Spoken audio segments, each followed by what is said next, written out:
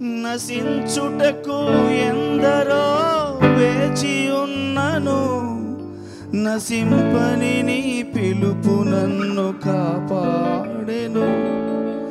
ద్రోహము నిందల మధ్యలో నే నడచినను, నీ నిర్మల హస్తము నన్ను ధరించెను. నశించుటకు ఎందరో వేచి ఉన్నను, నశింపని నీ పిలుపు నన్ను కాపాడెను. ద్రోహము నిందల మధ్యలో నే నడచినను, నీ నిర్మల హస్తము నన్ను ధరించెను. యజమానుడా, నా యజమానుడా, నన్ను పిలచిన యజమానుడా, యజమానుడా, నా యజమానుడా, నన్ను నడిపించే యజమానుడా. నీ పిలుపు వలన నేను నశించిపోలేదు, నీ ప్రేమ ఎన్నడు నన్ను విడువలేదు.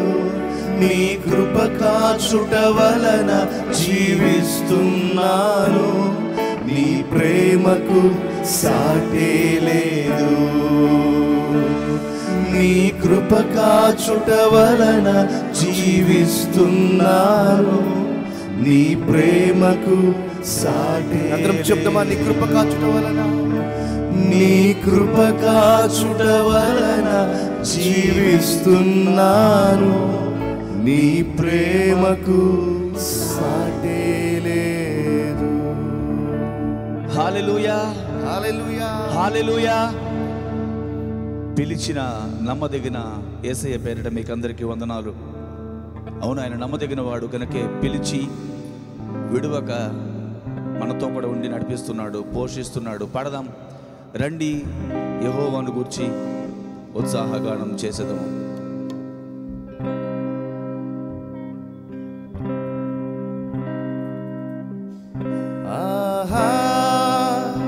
హల్లెలూయా,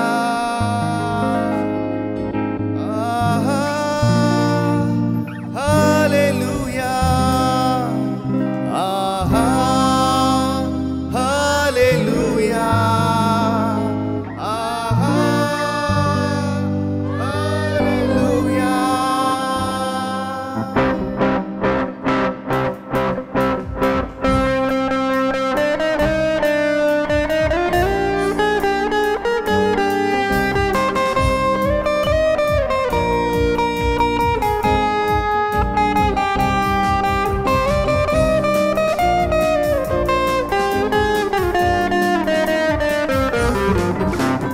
రండి యెహోవాను గూర్చి ఉత్సాహగానము చేసేదము. రండి యెహోవాను గూర్చి ఉత్సాహగానము చేసేదము. ఆయనే మన పోషకుడు, నమ్మదగిన దేవుడని. ఆయనే మన పోషకుడు, నమ్మదగిన దేవుడని. నమ్మదగిన దేవుడని, నమ్మదగిన. అందరం చేతులు హల్లెలూయా, హల్లెలూయా, హల్లెలూయా, హల్లెలూయా, హల్లెలూయా. రండి యెహోవాను గూర్చి ఉత్సాహగానము చేసేదము. రండి యెహోవాను గూర్చి ఉత్సాహగానము చేసేదము.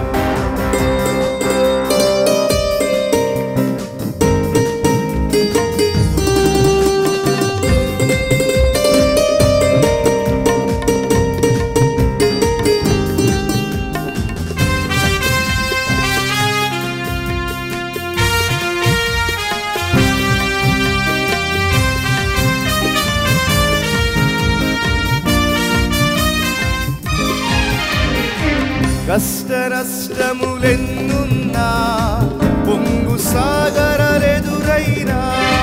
కష్ట నష్టములెన్నున్నా, పొంగు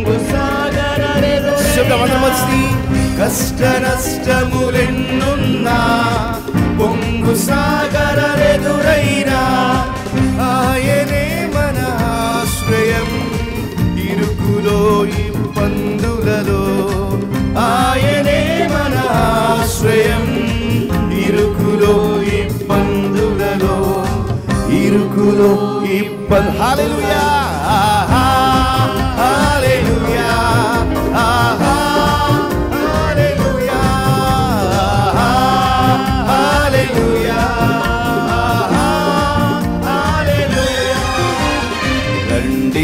యెహోవాను గూర్చి ఉత్సాహగానము చేసెదము రండి యెహోవాను గూర్చి ఉత్సాహగానము చేసెదము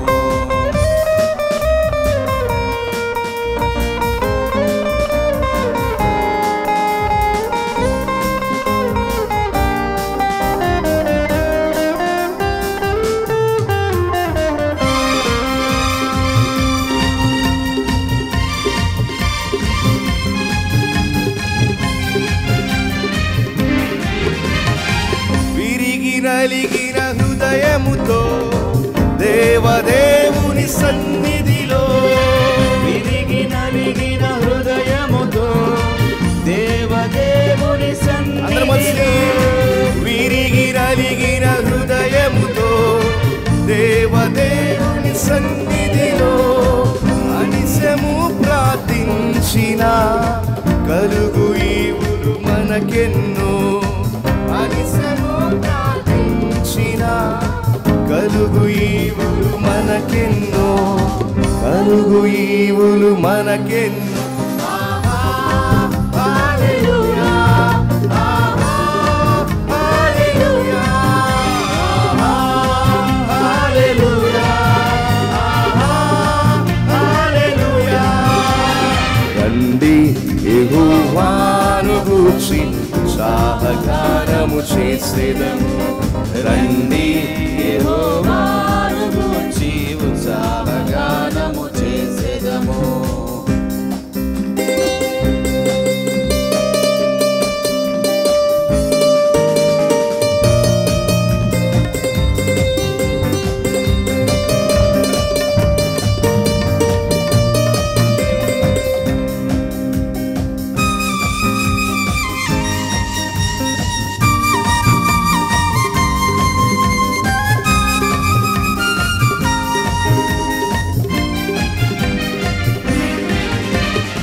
త్రోవ తప్పిన వారలను చేరదీసే నాదుడని త్రోవ తప్పిన వారలను చేరదీసే నాదుడని త్రోవ తప్పిన వారలను చేరదీసే నాదుడని నీతి సూర్యుండాయనే అని నిత్యము స్తుతి చేయుదము నీతి సూర్యుడాయనే అని నిత్యము స్తుతి చేయుదము నిత్యము స్తుతి చేయుదము హల్లెలూయా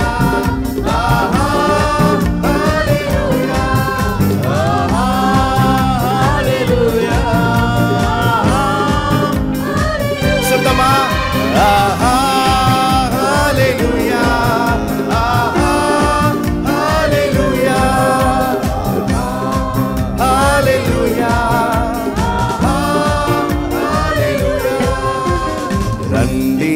యెహోవాను గూర్చి ఉత్సాహగానము చేసెదము రండి యెహోవాను గూర్చి ఉత్సాహగానము ఆయన మన పోషకుడు ఆయనే మన పోషకుడు నమ్మదగిన దేవుడని ఆయనే మన పోషకుడు నమ్మదగిన దేవుడని నమ్మదగిన దేవుడని నమ్మదగిన అందరం చేతులు హల్లెలూయా ఆహా హల్లెలూయా హల్లెలూయా ఆహా హల్లెలూయా ఆహా హల్లెలూయా హల్లెలూయా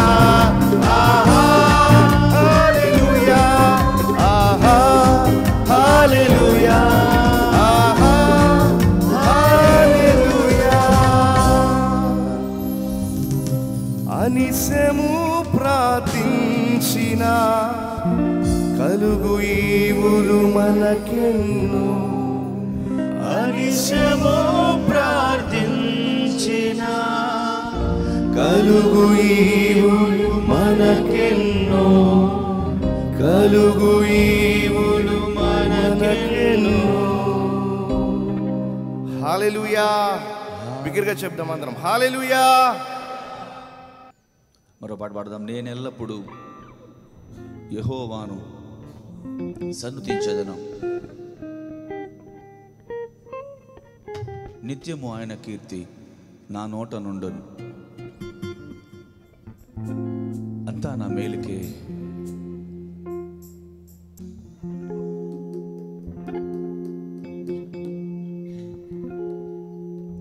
నేనెల్లప్పుడూ యెహోవాను సన్నుతించెదన్, నిత్యము ఆయన కీర్తి నా నోట నుండున్. నేనెల్లప్పుడూ యెహోవాను సన్నుతించెదన్, నిత్యము ఆయన కీర్తి నా నోట నుండున్. అంతా నా మేలుకే, ఆరాధన యేసుకే, అంతా నా మంచికే. తన చిత్తమునకు తల వంచితే, తన చిత్తమునకు తల వంచితే ఆరాధనాపను, స్తుతించుట మానను. ఆరాధనాపను, నిన్ను స్తుతించుట మానను, నిన్ను స్తుతించుట మానను.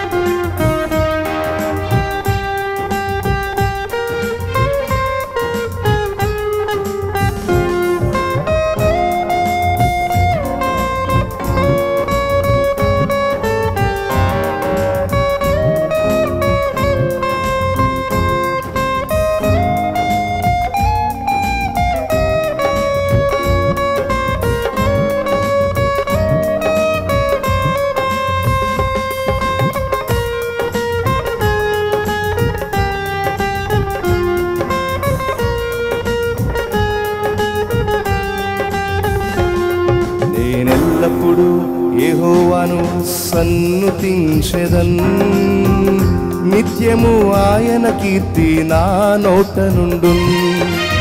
ఎల్లప్పుడూ యెహోవాను సన్నుతించెదన్, నిత్యము ఆయన కీర్తి నా నోట నుండును. అంతా నా మేలుకే, ఆరాధన యేసుకే, అంతా నా మంచికే. తన చిత్తమునకు తల వంచితే, తన చిత్తమునకు తల వంచితే ఆరాధనాపను, స్తుతించుట మానను. ఆరాధనాపను, నిన్ను స్తుతించుట మానను, నిన్ను స్తుతించుట మానను.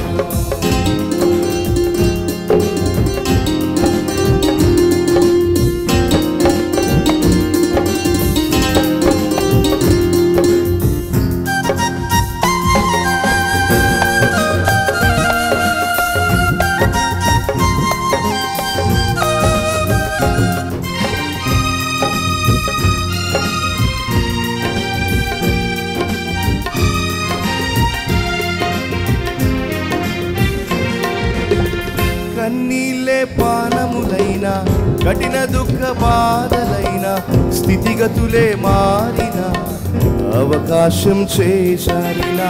కన్నీళ్ళే పానములైన, కఠిన దుఃఖ బాధలైన, స్థితిగతులే మారిన, అవకాశం చెప్తాం మరి ఒకసారి. కన్నీళ్ళే పానములైన, కఠిన దుఃఖ బాధలైన, స్థితిగతులే మారిన, అవకాశం చేజారిన. మారదు యేసు ప్రేమ, నిత్యుడైన తండ్రి ప్రేమ మారదు యేసు ప్రేమ, నిత్యుడైన తండ్రి ప్రేమ. మారదు యేసు ప్రేమ, నిత్యుడైన తండ్రి ప్రేమ. మారదు యేసు ప్రేమ. అందరం కలిసి శబ్దం, అంతా నా మేలుకే, అంతా నా మేలుకే, ఆరాధన యేసుకే, అంతా నా మంచికి. తన చిత్తమునకు తల వంచితే, తన చిత్తమునకు తల వంచితే, ఆరాధన పలు స్తుతించుట మానను, ఆరాధన పలు నిన్ను స్తుతించుట మానను, నిన్ను స్తుతించుట మానను.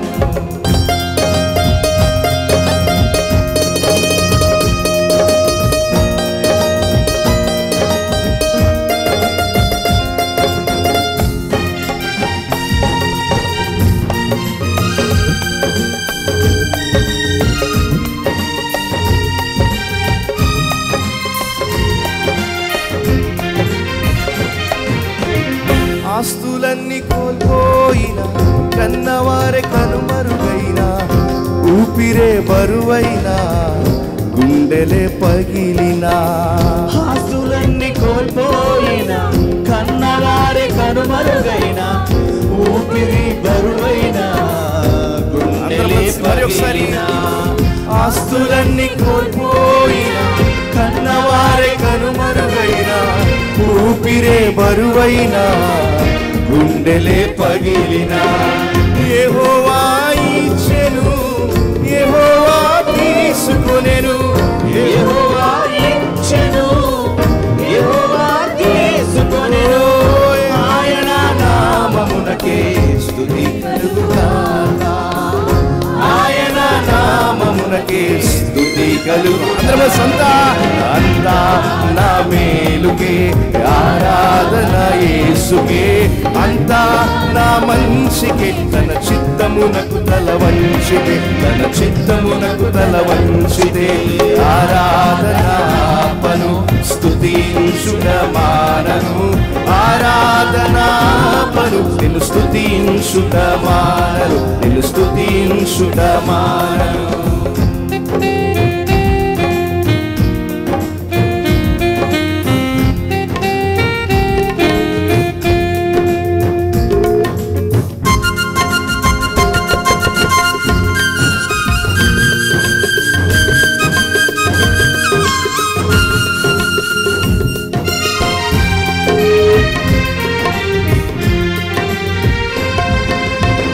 అవమానము ఎంతైనా నా వారే కాదన్నా, నీవు తప్ప ఎవరున్నారు ఆకాశమందున. అవమానం ఎంతైనా నా వారే కాదన్నా, నీవు తప్ప ఎవరున్నారు ఆకాశమందున. పలుకుతాం అందరం కలిసి, అవమానము ఎంతైనా నా వారే కాదన్నా, నీవు తప్ప ఎవరున్నారు ఆకాశమందున.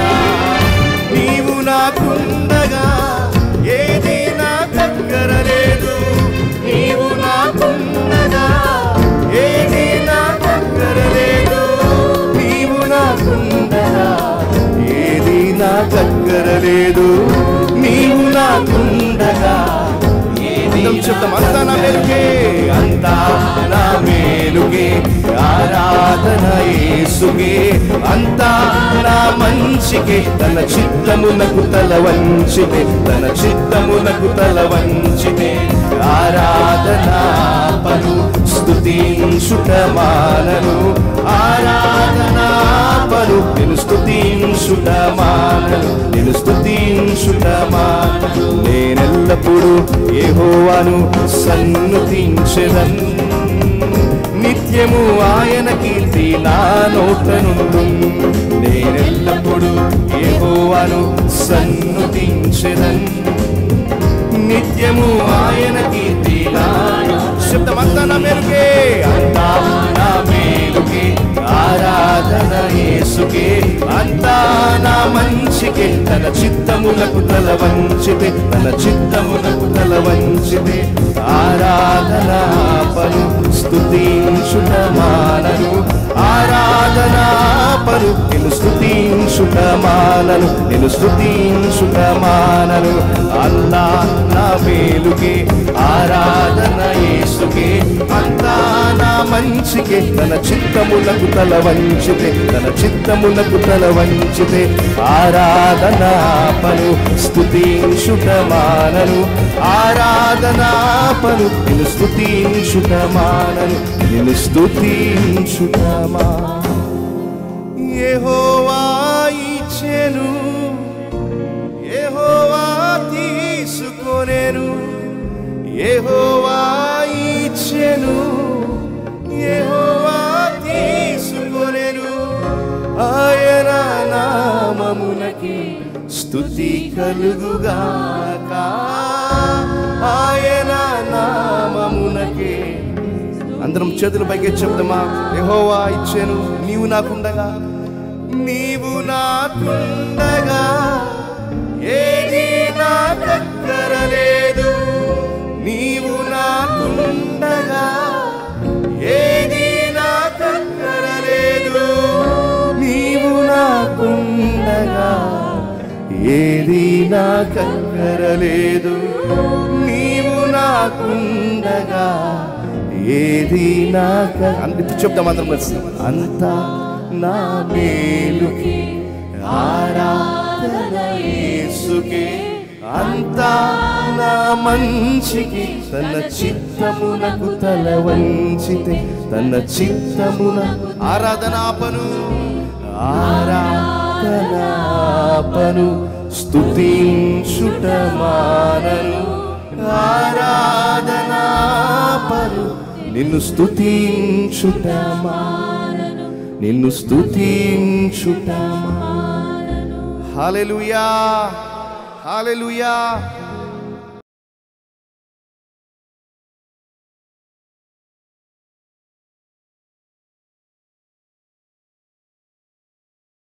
మరి ఈరోజు మన అంశము అన్యూజువల్ టెస్ట్ ఆఫ్ ఫెయిత్, అసాధారణమైన విశ్వాసపు పరీక్ష. పరీక్ష లేనిదే ప్రమోషను ఉండదు. మీ అందరూ వినే ఉంటారు, ఆయన పేరు ఎడ్మండ్ హిలరీ. విన్నారా? ఆయన ఒక ప్రాముఖ్యమైన వ్యక్తి. దేనికి ప్రాముఖ్యమైనదని చెప్పాను చెప్పగలరా? ఎడ్మండ్ హిలరీ ఎవరెస్ట్ పర్వతాన్ని ఎక్కినటువంటి మొదటి వ్యక్తి ఎడ్మండ్ హిలరీ. ఎడ్మండ్ హిలరీ అనే వ్యక్తి ఒక ప్రఖ్యాతి చెందిన వ్యక్తి అయ్యాడు. అతడు ఎవరెస్ట్ పర్వతాన్ని అధిరోహించినటువంటి మొట్టమొదటి వ్యక్తి. ఆ ఎవరెస్ట్ పర్వతాన్ని ఎక్కడానికి ఎందరో ప్రయత్నాలు చేశారు. ఎందరో ప్రయత్నాలు చేసి విఫలమైపోయారు. కానీ ఈ ఎడ్మండ్ హిలరీ ఆటంకాలని, అభ్యంతరాలను అధిగమించి 29,000 అడుగుల ఎత్తుగల పర్వత శిఖరానికి ఎక్కి అక్కడ తన దేశపు జాతీయ జెండాని పాతిపెట్టాడు. మరి అది ప్రమాదంతో కూడిన ప్రయాణము. ఆ ప్రయాణంలో అనేకసార్లు నిరుత్సాహం పడ్డాడు. అది మంచు పర్వతము. మరి ఆక్సిజన్ కొన్నిసార్లు కొదువైపోయింది. మరి ఈరోజు మనం ఎడ్మండ్ హిలరీ గురించి చదువుకోపోవట్లేదు, కానీ మరొక వ్యక్తి తన కుమారుడితో కలిసి పర్వతాన్ని ఎక్కాడు. ఆ పర్వతం పేరు మోరియా పర్వతము. పర్వతం అనేది చాలా ప్రాముఖ్యం. బైబిల్లో మీరు చూసినట్లయితే కనుక దేవుని మహిమను పర్వతాల మీద ప్రజలు చూశారు. యేసు ప్రభు తన శిష్యులైనటువంటి పేతురు, యోహాన్ని, యాకోబుని రూపాంతర కొండ మీద తీసుకువెళ్ళాడు. ఆ రూపాంతర కొండ మీద వారు దేవుని మహిమను చూశారు. మనందరి జీవితాల్లో కూడా దేవుని మహిమను చూడాలంటే కొన్ని విశ్వాసపు పరీక్షలు మనం ఎదుర్కొంటాము. అసాధారణమైన పరీక్షల గుండా దేవుడు తీసుకువెళ్తాడు. ఒక వ్యక్తి అన్నాడు, a faith that is not tested is not trusted. పరీక్షించబడని విశ్వాసము నమ్మలేని విశ్వాసము. ఉదాహరణకు మీ అందరూ ఒక ప్రశ్న అడుగుతున్నాను. పరీక్షించబడని ట్యాబ్లెట్ ఎవరైనా తీసుకుంటారా? కొత్త ట్యాబ్లెట్ మార్కెట్లోకి వచ్చింది. పరీక్షించబడిన ట్యాబ్లెట్ తీసుకుంటే ఏమవుతుందో భయం. అంత మాత్రమే కాదు కానీ మరి పరీక్షించబడని విమానాన్ని ఎక్కడానికి ఎంతమంది సాహసం చేస్తారు చెప్పండి? పరీక్షించబడని ట్రైన్ ఎంతమంది ఎక్కుతాం? పరీక్షించబడిన మోటార్ సైకిల్ ఎంతమంది ఎక్కి ప్రయాణం చేస్తాం? పరీక్ష అనేది చాలా ప్రాముఖ్యము. ఉదాహరణకి ఒక వ్యక్తి మీ దగ్గరికి వచ్చి నేను మెడికల్ స్కూల్కి వెళ్ళాను, కానీ మెడికల్ స్కూల్లో ఫెయిల్ అయ్యాను, మీకు సర్జరీ చేస్తానంటే చేయించుకుంటారా? మెడికల్ స్కూల్లో ఫెయిల్ అయినాడు సర్జరీ చేస్తే మనం ఇష్టపడము. మరి ఒక వ్యక్తి వాస్తవంగా జరిగిన సంఘటన, ఒక వ్యక్తి సర్జరీ చేయించుకోవడానికి వెళ్ళాడు. ఆ వెళ్ళినప్పుడు హాస్పిటల్లోని ఆపరేషన్ థియేటర్కి తీసుకువెళ్ళారు. ఎంతో కలవరపడుతున్నాడు, భయపడుతున్నాడు. అప్పుడు డాక్టర్ గారు అడిగారు, ఏంటి బాబు భయపడుతున్నావు, కలవరపడుతున్నావు, కంగారు పడుతున్నావు అంటే, అప్పుడు పేషెంట్ అన్నాడు, ఇది నా మొదటి సర్జరీ సార్ అన్నాడు. అప్పుడు డాక్టర్ గారు అన్నాడు, ఇది కూడా నా మొదటి సర్జరీ కాబట్టి కంగారు పడబాకన్నాడు. మన ప్రభు నమ్మదగినవాడు. కానీ మనందరి జీవితాల్లో కొన్నిసార్లు అసాధారణమైన పరీక్షలు గుండా మనం వెళతాము. అబ్రహాము జీవితంలో 12 రకాల పరీక్షలు గుండా వెళ్ళాడు. ఆ 12 పరీక్షల్లో అబ్రహాము పాస్ అవ్వలేదు. కానీ ఆ 11 పరీక్షలు అబ్రహామును సిద్ధపరిచినవి. ఆ 12వ పరీక్ష గురించి మనం చదువుకోబోతున్నాము. దయచేసి మీ బైబిల్ గ్రంథాలని హెబ్రీ పత్రిక 11వ అధ్యాయము 17వ వచనం కాడ చదువుకుందాం. అబ్రహాము శోధింపబడి, అక్కడ శోధింపబడి అనే మాట, హీ వాజ్ టెస్టెడ్. అతను శోధింపబడి అంటే పరీక్షించబడి లేదా పరిశోధించబడిన తరువాత, అంటే Abraham was put to test. విశ్వాసమును బట్టి ఇస్సాకును అర్పించెను. అబ్రహాము తన ఏకైక కుమారుణ్ణి దేవునికి బలిగా అర్పించడానికి త్యాగం చేశాడు, సాహసం చేశాడు. వాస్తవంగా అబ్రహాము యొక్క మనవళ్ళు మనమరాళ్ళు ఇస్సాకులో దాగి ఉన్నారు. అయినప్పుడు కూడా గొప్ప త్యాగం చేశాడుగా. అలాగే మనందరి జీవితాల్లోకి దేవుడు కొన్నిసార్లు పరీక్షలు, శోధనలు పంపిస్తాడు. ఎందుకు పరీక్షల్లో శోధనలు పంపిస్తాడంటే, మనకు నిజమైన విశ్వాసము ఉన్నదా, మన విశ్వాస పరిమాణాన్ని తెలియచేయడానికి దేవుడు మనకి కొన్ని పరీక్షలు పెడతాడు. ఇక్కడ దేవుడు అబ్రహామును పరిశోధించెను అంటే గాడ్ హ్యాజ్ టెస్టెడ్ అబ్రహాం. మరికొన్ని అనువాదాల్లో గాడ్ హ్యాజ్ టెంప్టెడ్ అబ్రహాం అంటే పరిశోధించెను. ఎంతగా పరిశోధించాడంటే, తన కుమారుని దహన బలిపీఠం మీద పెట్టి ఆ కుమారుని బలిగా అర్పించే అంతగా దేవుడు అబ్రహామును పరీక్షించాడు. మరి అక్కడ వాడబడిన మాట పరిశోధించడం అనే మాట, దాన్ని ఇంగ్లీష్లో టెంప్టెడ్, టెస్టెడ్ అనే మాట. అంటే దేవుడు మన చెడు చేయడానికి ఎప్పుడూ కూడా మనని ప్రేరేపించడం, పురికొల్పడు. సాతాను మన చెడు చేయడానికి మన ప్రోత్సహిస్తాడు, పురికొల్పుతాడు. కానీ దేవుడు మనం మంచి చేయడానికి దేవుడు ఎప్పుడు కూడా మనని పురికొల్పుతాడు. మరి క్రైస్తవ జీవితం అనేది ఒక పరీక్షా నిలయము. ప్రతి ఒక్కరూ కూడా పరీక్ష గుండా వెళ్తారు. కొంతమంది పరీక్షల గుండా వెళ్ళినప్పుడు బలహీనలు అయిపోతారు, మరి కొంతమంది పరీక్షల ద్వారా బలవంతులు అవుతాడు. మరి బైబిల్ గ్రంథంలో దేవుడు వాడుకున్న ప్రతి వ్యక్తిని కూడా ఏదో పరీక్ష గుండా తీసుకువెళ్ళాడు. అబ్రహాము విశ్వాసులకు తండ్రి అయ్యాడు. Abraham he became the father of many nations. ఎప్పుడు విశ్వాసులకు తండ్రి అయ్యాడు? అది గొప్ప పరీక్ష గుండా వెళ్ళాడు. ఆ పరీక్ష తర్వాత Abraham he became a father of many nations అంటే అనేక జనాలకు తండ్రి అయ్యాడు. అందుకని అపోస్తలుడైన పేతురు కూడా అంటాడు, నశించిపోవు సువర్ణము అగ్ని పరీక్ష వలన శుద్ధపరచబడుచున్నది కదా, దానికంటే అమూల్యమైన మీ విశ్వాసము శోధనల చేత పరీక్షకు నిలిచినదై యేసుక్రీస్తు ప్రత్యక్షమైనప్పుడు మీకు మెప్పయు మహిమయు ఘనతయు కలుగుటకు కారణమగును. అంటే యేసుక్రీస్తు తిరిగి వచ్చినప్పుడు ఆయన స్వచ్ఛమైన విశ్వాసాన్ని కోరుకుంటున్నాడు. అంటే స్వచ్ఛమైన బంగారము ఏ విధంగా మరి తయారు చేయబడిందో, మనము కూడా మనం పరీక్షల గుండా వెళ్ళినప్పుడు మన విశ్వాసము స్వచ్ఛమైన విశ్వాసంగా ఉండాలి. అంటే ఎంతమంది మన స్వచ్ఛమైన బంగారం అంటే ఇష్టపడతాను చెప్పండి? అంటే 22 ఏమంటారు 24 క్యారెట్ గోల్డ్ ఉంది, లేకపోతే ప్యూర్ గోల్డ్ ఉంది, లేకపోతే ఫేక్ గోల్డ్ ఉంది. అలాగే మన విశ్వాసము అది స్వచ్ఛమైన విశ్వాసము కాదో అవునో అని పరీక్ష గుండా మనం వెళ్తాము. అందుకని పరీక్షల గుండా దేవుడు తీసుకువెళ్తాడు.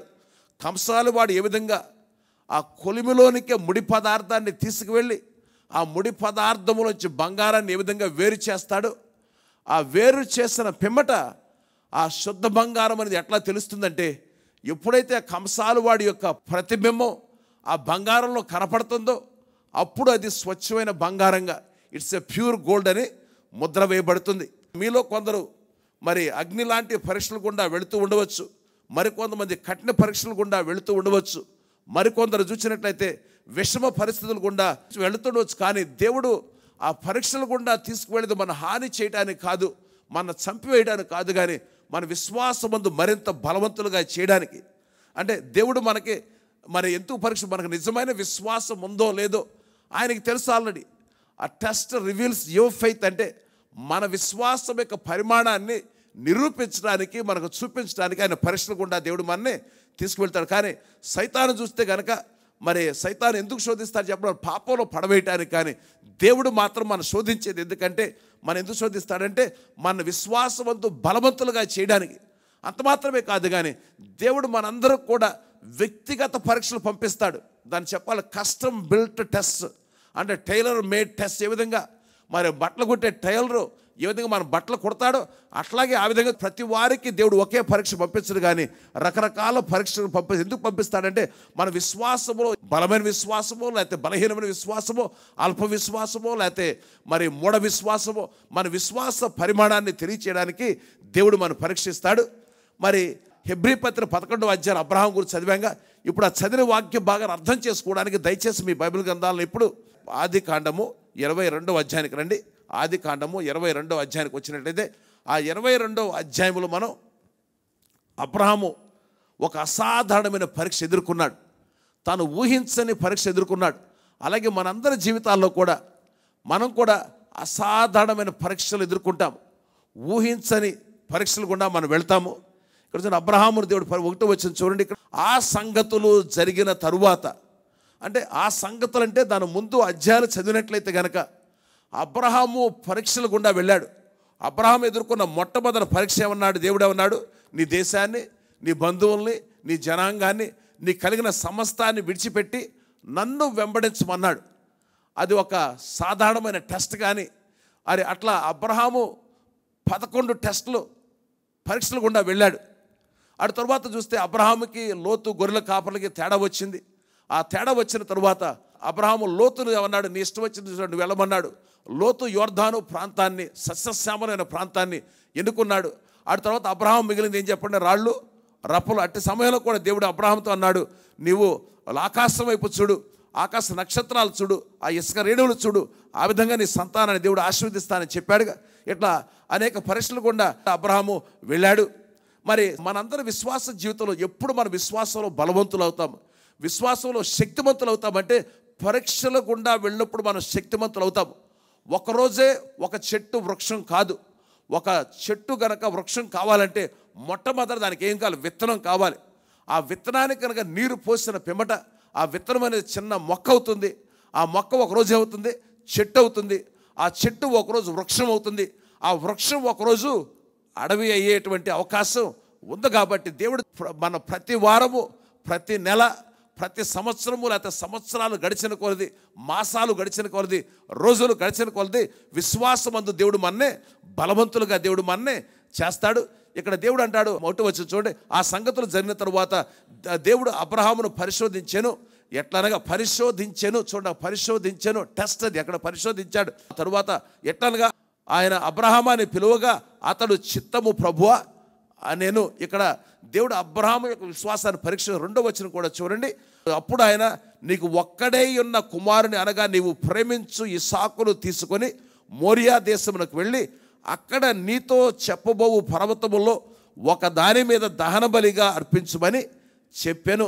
ఈ 2వ వచనం చూస్తే ప్రేమించు అనే మాట బైబిల్ గ్రంథంలో మొట్టమొదటి ఇప్పుడు ఇక్కడ రాయబడింది, ప్రేమించు అని ఒక్కడైన కుమారుని, లేకపోతే నీవు ప్రేమించు, ఇస్సాకును ప్రేమించు అనే మాట, ప్రేమ అనే మాట మరి ఆది కాండంలో లేదా బైబిల్ మొట్టమొదటిసారిగా ఇక్కడ వాడబడింది.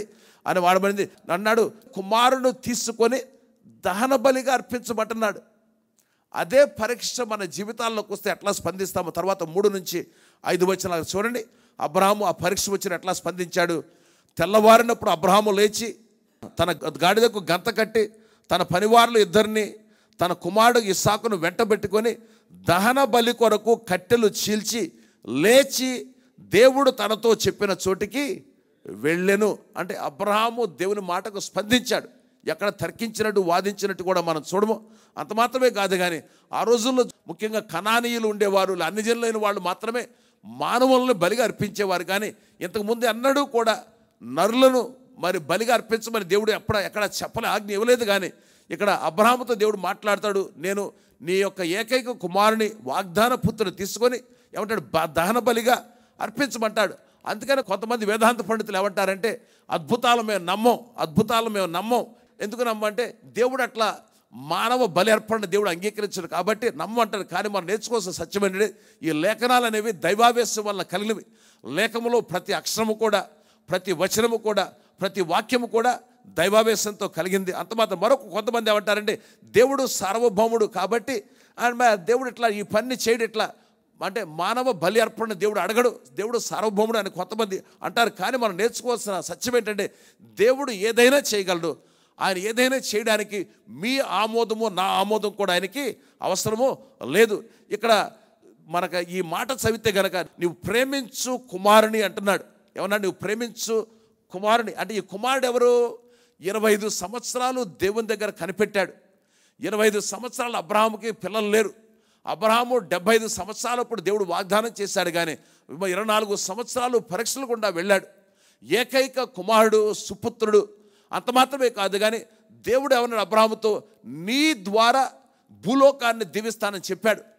అంటే ఒకవేళ గనక ఇస్సాకు చంపివేయబడితే గనక, ఇస్సాకు గనక మరి ఆ దహన బలి మీద బలిపశువు అయిపోతే గనక వాగ్దాన నెరవేర్పు ఏమవుతుందో మీరు ఆలోచించండి. అయినప్పుడు కూడా అబ్రహాము సందేహము కనపరచగా ఏం చేశాడు? ఉదయకాలమునే లేచి ఎక్కడికి వెళ్ళాడు?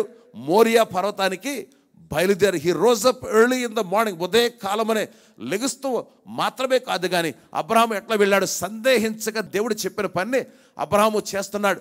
అంటే ఊహించండి మీరు, అబ్రహాము తన కుమారుడి మోరియా పర్వతం తీసుకువెళ్తాడు. ముందు ఏం చేసి కట్టెలు చీల్చాడు.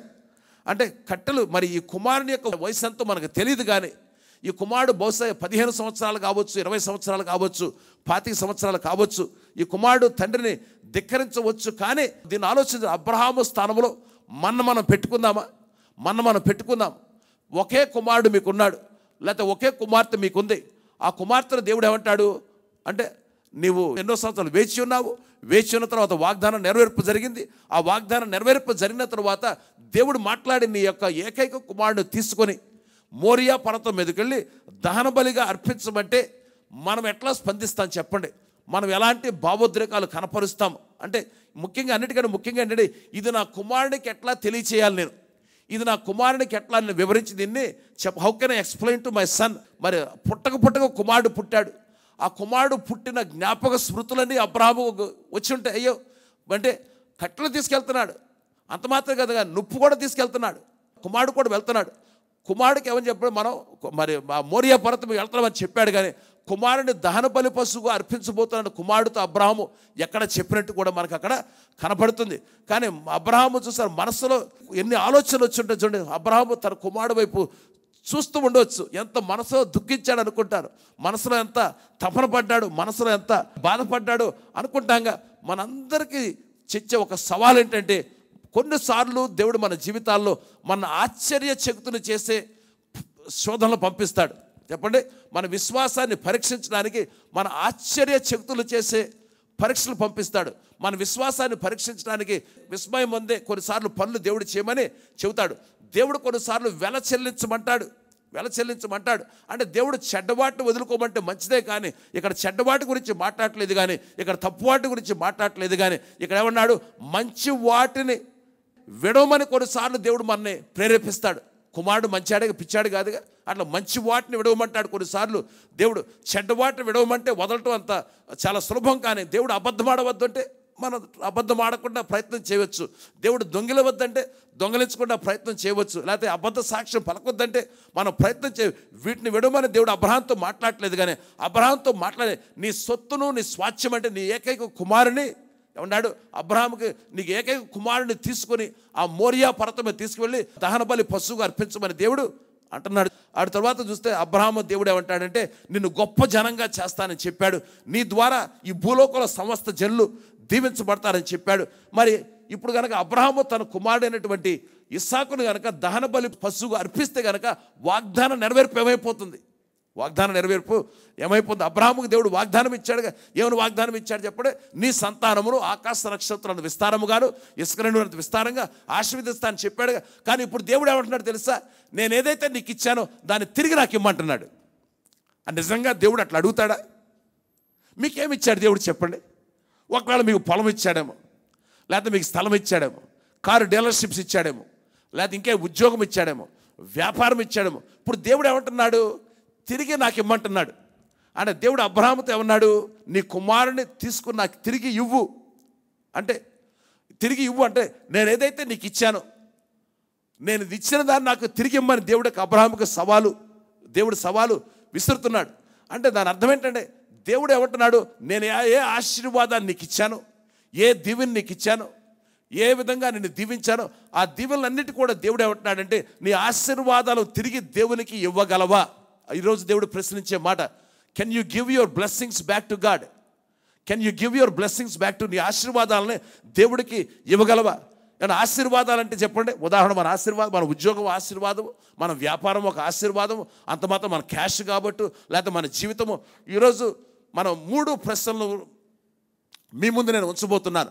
దేవుడిచ్చిన దాన్ని మనం తిరిగి ఆయనకి మనము ఇవ్వగలమా? అంటే దేవుడిచ్చిన దాన్ని తిరిగి ఇవ్వగలమంటే కనుక దేవుడు నమ్మకస్తుని మనం నమ్మగలం. కానీ మొట్టమొదటి ప్రశ్న ఏంటంటే దేవుడు నాకు ఇచ్చిన దానిని నేను ఆయనకు ఇవ్వగలనా?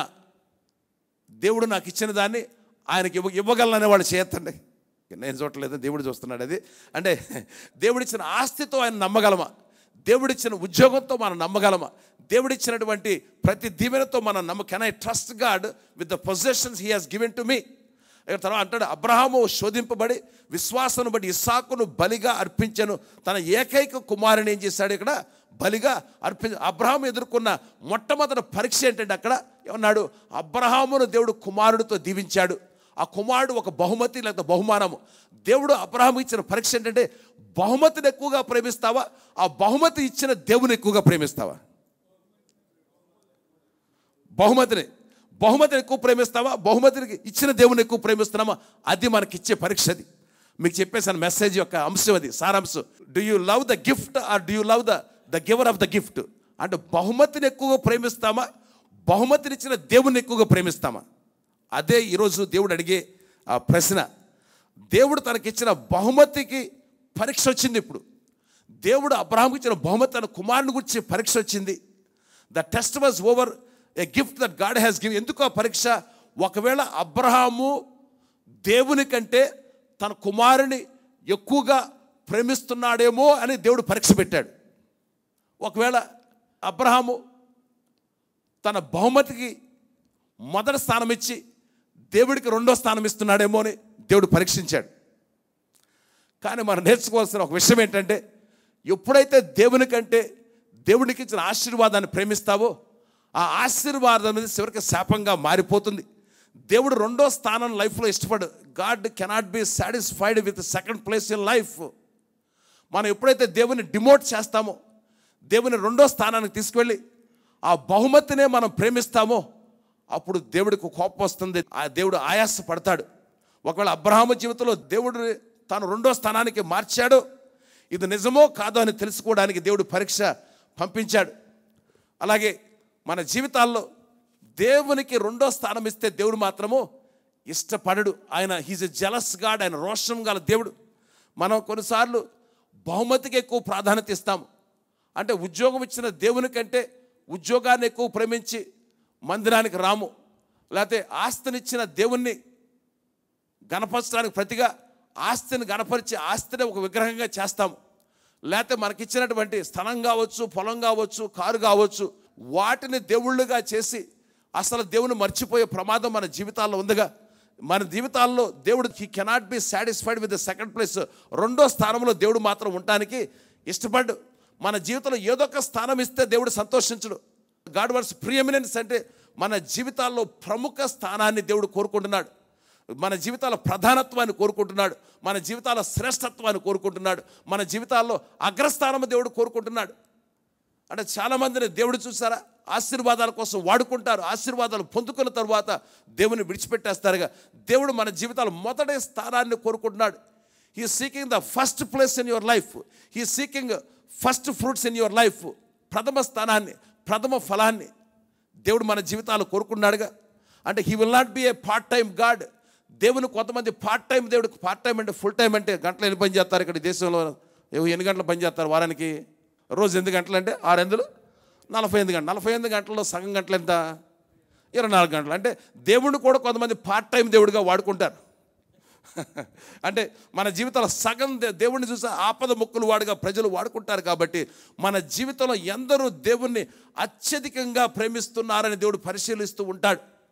అంటే ఆశీర్వాదాలు శాపాలుగా మారకుండా ఉండాలంటే గనక దేవునికి అగ్రస్థానం ఇవ్వాలి, దేవునికి ప్రథమ స్థానం ఇవ్వాలి, దేవునికి మొదటి స్థానం ఇవ్వాలి. నీ ఆశీర్వాదాలు నీకు దేవుడైతే గనక ఆశీర్వాదాలు శాపాలుగా మారిపోయే ప్రమాదం ఉంది.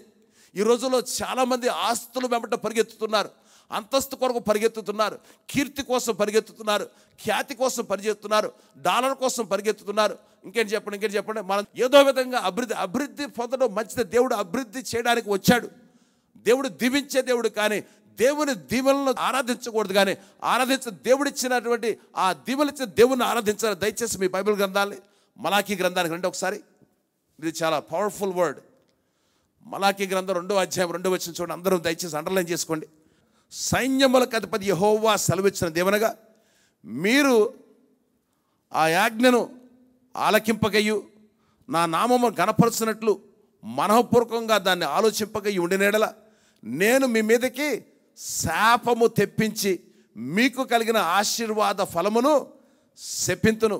మీరు దానిని మనస్సునకు తెచ్చుకున్న రైతురి గనుక ఇంతకు మునిపే నేను వాటిని శపించి ఉంటిని అంటున్నాడు. ఇక్కడ మీ మీదకి శాపం తెప్పిస్తాను అంటున్నాడు. ఎందుకు చెప్పిస్తానంటున్నాడు? నా ఆజ్ఞలను మీరు ఆలకించట్లేదు, ఆశీర్వాదాల వెంట మీరు పరిగెత్తుతున్నారు,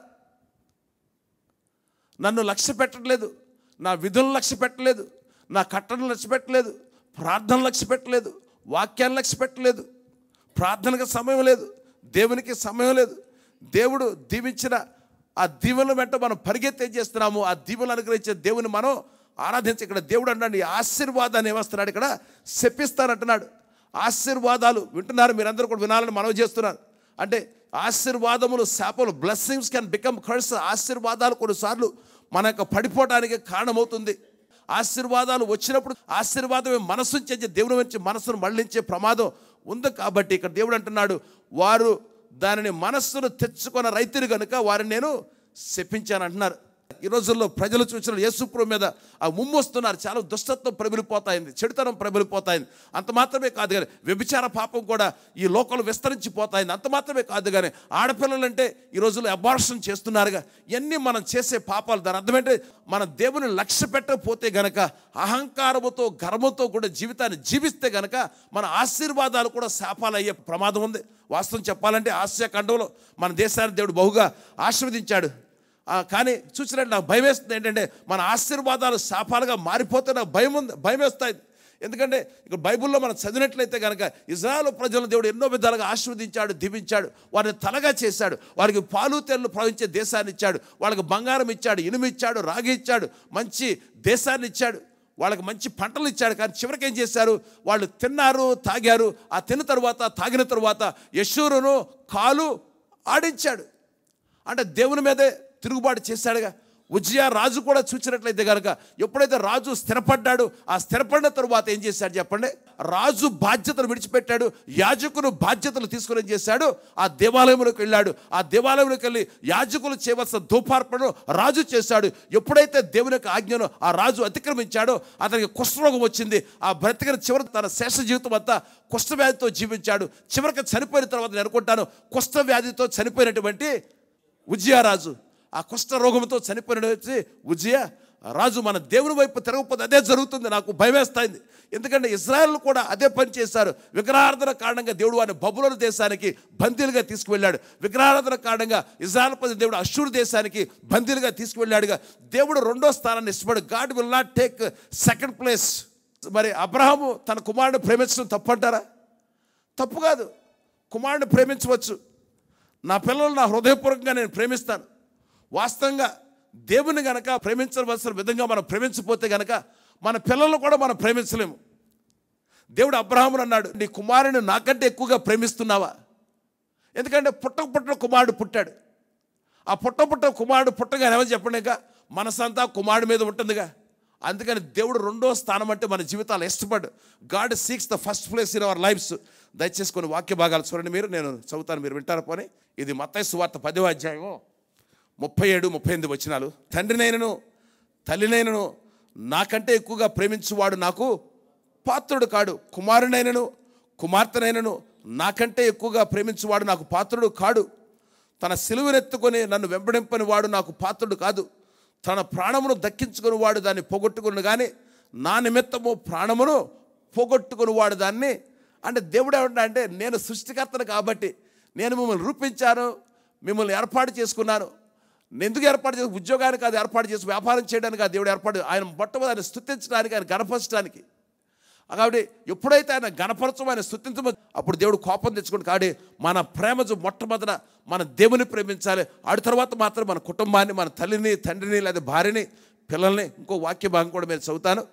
అది దాని గురించి ఇంకో మాట కూడా. లూకా సువార్త 14వ అధ్యాయము 25-26 వచనాలు చదువుతాను, మీరు వినండి.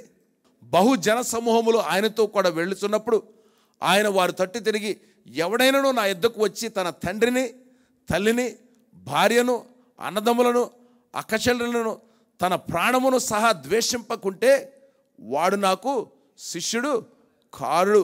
మరియు ఎవడైనాను తన సిలువను మోసుకొని నన్ను వెంబడింపని వాడు నా శిష్యుడు కాదు. అంటే వాళ్ళని ద్వేషించమని దేవుడు చెప్పట్లేదు, వాళ్ళని విడిచిపెట్టమని చెప్పట్లేదు. అంటే దేవుడు చెప్పే మాట, మీ జీవితాల్లో ప్రాధాన్యత, you got to have right priorities. మన ప్రాధాన్యతలు సరిగా ఉండాలి. God has to become preeminent in your life. మన జీవితాల్లో దేవునికి ప్రథమ స్థానం ఇవ్వాలి. ప్రాధాన్యత దేవుని మన జీవితాల్లో ప్రాధాన్యత మనకి ఆయనకి ఇవ్వాలి. కాబట్టి కానీ దేవుడు, అబ్రహామా నీ కుమారుడిని ఇస్సాకుని నాకంటే ఎక్కువగా ప్రేమిస్తున్నావా? అబ్రహాము ఇస్సాకును ప్రేమిస్తున్నానని దేవుడికి తెలుసు. కానీ దేవుడు అడిగే ప్రశ్న ఏంటంటే, నాకంటే నీ కుమారుని ఎక్కువగా ప్రేమిస్తున్నావా? ఈరోజు మీ అందరికి ఇచ్చే సవాల్ ఏంటంటే, దేవుని కంటే దేన్ని ఎక్కువగా ప్రేమించబాకండి. దేవుని కంటే దేనినైతే విగ్రహం చేస్తామో ఆ విగ్రహాన్ని బట్టి దేవుడు రోషం తెచ్చుకుంటాడు, పౌరుషం తెచ్చుకొని దేవుడు విగ్రహాన్ని ఏం చేస్తా, బద్దలు కొట్టేస్తాడు దేవుడు. ఇంకో వాక్య భాగం చూడండి దయచేసి. యోహాను సువార్త 21వ అధ్యాయానికి రండి అందరూ ఒకసారి. 15-19 వచనాలు చదువుతాను, మీరు వినండి. తర్వాత అక్కడ యేసు మృతుల నుండి లేచిన తరువాత శిష్యులకు ప్రత్యక్షమైంది. ఇది 3వసారి అంటాడు. తర్వాత ఇక్కడ చూడండి 15వ వచనం కాడించి, వారు భోజనం చేసిన తరువాత యేసు సీమోను పేతురును చూచి, యోహాను కుమారుడైన సీమోను, వీరికంటే నీవు నన్ను ఎక్కువగా ప్రేమించుచున్నావా? ఆ సందర్భం వీరికంటే అంటే దాని ముందు వచనాలు చూస్తే, ఇప్పుడు ఏం చేశాడు? పేతురు చేపలను పట్టాడు. ఆ చేపలంతా విస్తారంగా పడి ఆ వల పిగిలిపోతాయింది. ఇప్పుడు ఆ సందర్భంలో అంటాడు, వీరికంటే నన్ను ఎక్కువగా ప్రేమించుచున్నావా అని అడుగుగా అతను, అవును ప్రభువా, నేను నిన్ను ప్రేమించున్నానని నీవే ఎరుగుదని ఆయనతో చెప్పాను. యేసు నా గొర్రెలను మేపమని అతనితో చెప్పాను. మరలా ఆయన, యోహాను కుమారుడైన సీమోను, నన్ను ప్రేమించుచున్నావా అని 2వసారి అతను అడుగుగా అతను, అవును ప్రభువా, నేను నిన్ను ప్రేమించున్నానని నీవే ఎరుగుదని ఆయనతో చెప్పాను.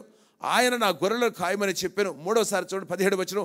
3వసారి ఆయన, యోహాను కుమారుడైన సీమోను, నన్ను ప్రేమించుచున్నావా అని అతను అడిగాను.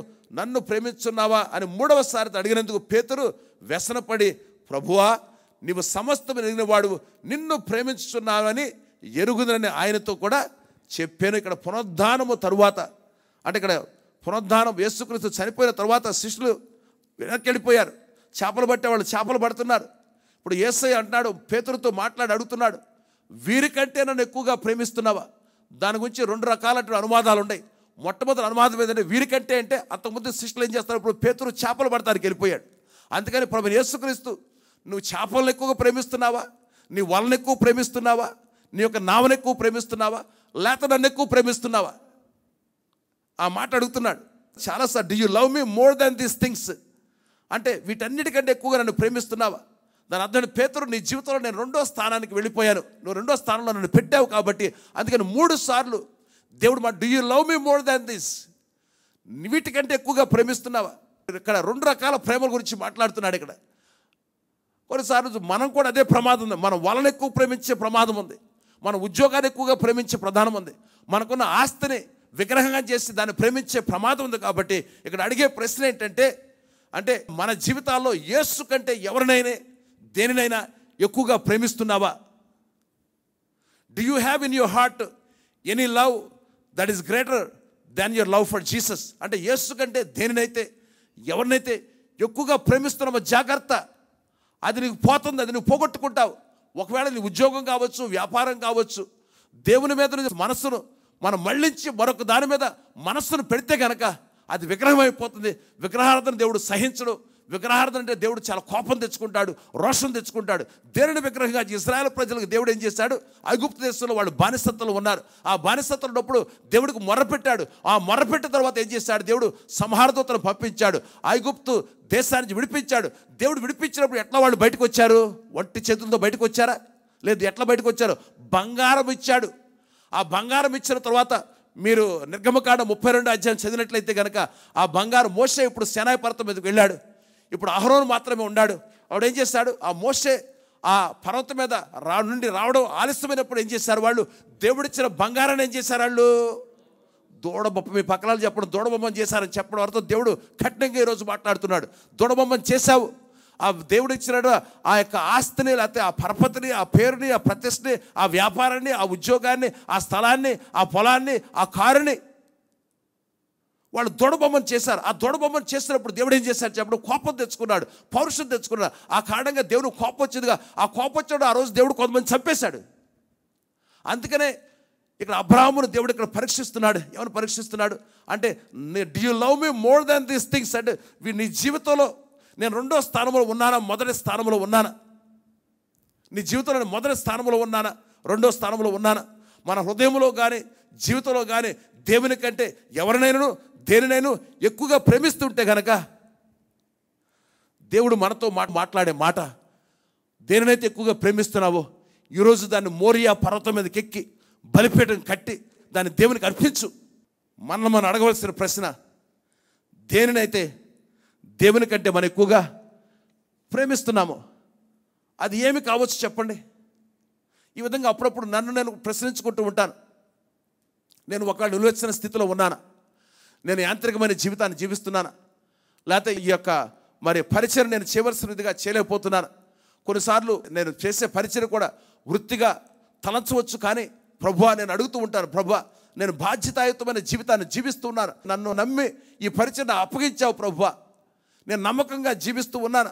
మనందరం కూడా మనం ఒంటరిగా ఉన్నప్పుడు కొన్నిసార్లు మనం కూర్చుని మన ఆశీర్వాదాల జాబితా రాయండి. ఆశీర్వాదం ఏమంటారు కొంతమంది, నాకు ఇల్లు లేదు సార్, ఇల్లు లేకపోతే నీకు కనీసం గుండు కొట్టుకుంటాయిందిగా, అది ఆశీర్వాదం కాదు చెప్పండి. అది లేదు సార్, నాకు బంగారం లేదు సార్, బంగారం లేకపోతే నీకు 2 కాళ్ళు ఉన్నాయిగా, 2 చేతులు ఉన్నాయిగా.